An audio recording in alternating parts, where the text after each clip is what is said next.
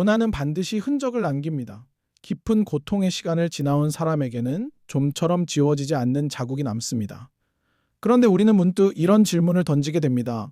이 모든 아픔이 혹시 아무 의미도 없이 그냥 지나가 버리는 것은 아닐까? 이 고난은 그저 견뎌야 할 형벌일 뿐 끝내 아무것도 남기지 못하는 것은 아닐까? 세 편에 걸친 이 긴 여정의 마지막에서 우리는 가장 희망적인 질문 하나를 마주합니다. 고난은 끝내 무엇을 빚어내는가? 지난 2시간을 잠시 돌아봅시다. 첫 번째 시간에 우리는 고난이 언제나 죄의 벌은 아니라는 것을 보았습니다. 두 번째 시간에는 응답이 없어 보이는 하나님의 침묵조차 그분의 부재가 아니라는 것을 보았습니다. 그렇다면 이제 남은 질문은 이것입니다. 벌도 아니고 침묵도 아니라면 도대체 그 고난은 우리 안에 무엇을 남기는 것일까요? 성경은 놀랍게도 고난이 그냥 사라지지 않고 무언가를 빚어낸다고 말합니다.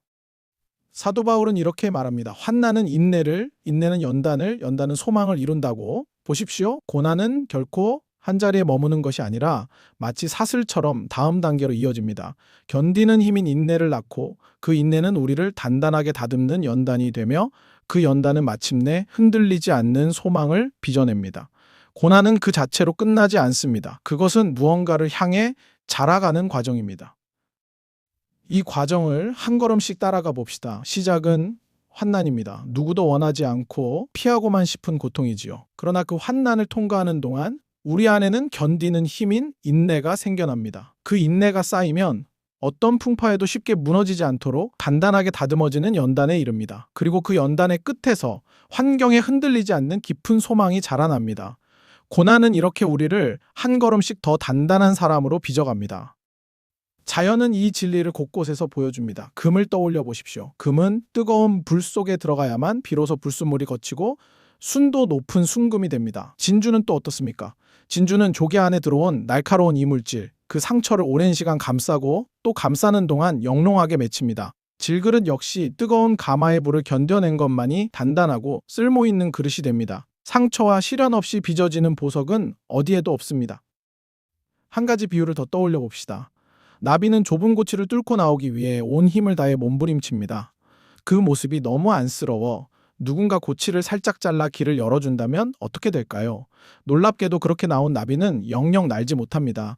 바로 그 몸부림이 날개 구석구석으로 힘을 보내 비로소 날 수 있게 만들어주기 때문입니다. 우리의 고난도 그렇습니다. 지금의 그 힘겨운 몸부림이 사실은 당신을 날아오르게 할 날개를 만들고 있는 중입니다.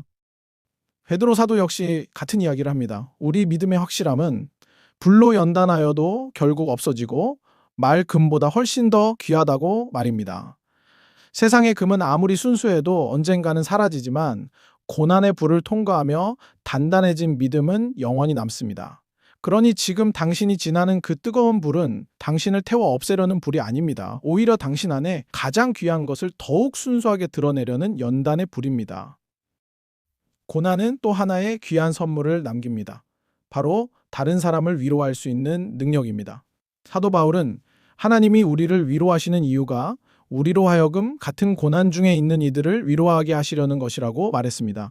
깊이 아파본 사람만이 지금 아파하는 사람의 마음을 진심으로 헤아릴 수 있습니다.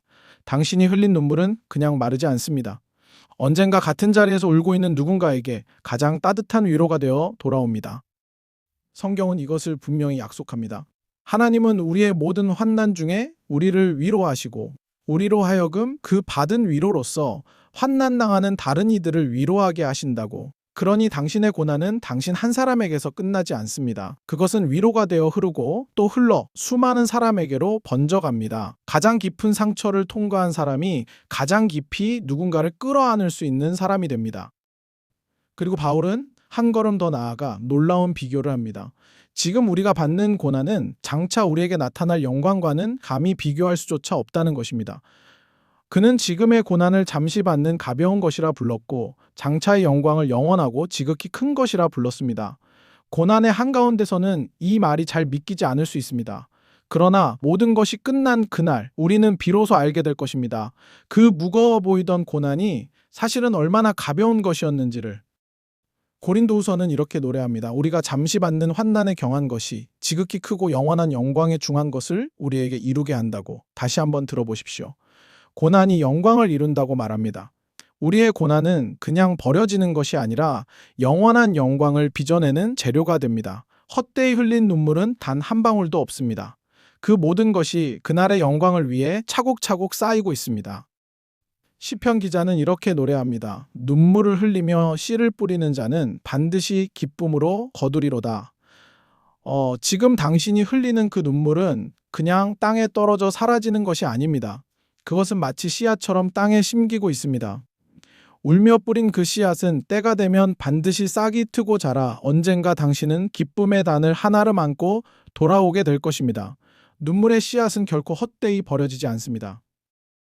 그래서 성경은 마침내 이렇게 선언합니다. 하나님을 사랑하는 자에게는 모든 것이 합력하여 선을 이룬다고. 모든 것입니다. 좋은 일만이 아니라 우리가 도무지 이해할 수 없었던 그 고난까지도 모두 포함됩니다. 하나하나 떼어놓고 보면 아프고 억울하기만 했던 일들이 하나님의 손 안에서는 서로 엮이고 합하여 끝내 선을 이루어냅니다. 당신의 고난도 그 거대한 직물 속에서 결코 버려지지 않는 한 오래 실로 짜여가고 있습니다. 그러니 고난이 남긴 그 흔적을 부끄러운 상처로만 여기지 마십시오. 그것은 당신이 무너지지 않고 끝내 통과해냈다는, 살아남았다는 증거입니다. 부활하신 예수님조차 손과 옆구리에 상흔을 지니고 계셨습니다. 그러나 그 상처는 더 이상 패배의 흔적이 아니라 사랑과 승리의 증표였습니다. 당신의 흔적도 그러합니다. 잘 통과해낸 고난은 시간이 지나면 부끄러움이 아니라 가장 빛나는 훈장이 됩니다. 고난의 문제, 세 편에 걸친 이 긴 여정의 결론은 이것입니다. 고난은 죄의 벌이 아니며 하나님의 침묵 속에서도 그분은 쉬지 않고 일하고 계시고 그 모든 고난은 끝내 우리 안에 인내와 소망과 영광을 빚어냅니다. 그러니 당신이 지나는 그 고난은 결코 헛되지 않습니다. 오늘 이 묵상이 작은 위로가 되셨다면 구독과 좋아요로 함께 해주세요. 그리고 같은 고난으로 지친 누군가가 떠오른다면 이 영상을 가만히 나눠주세요. 당신이 흘린 모든 눈물이 빚어낼 그 영광을 주님이 친히 이루어 가시길 빕니다. 주님의 평강이 함께 하시길. 샬롬.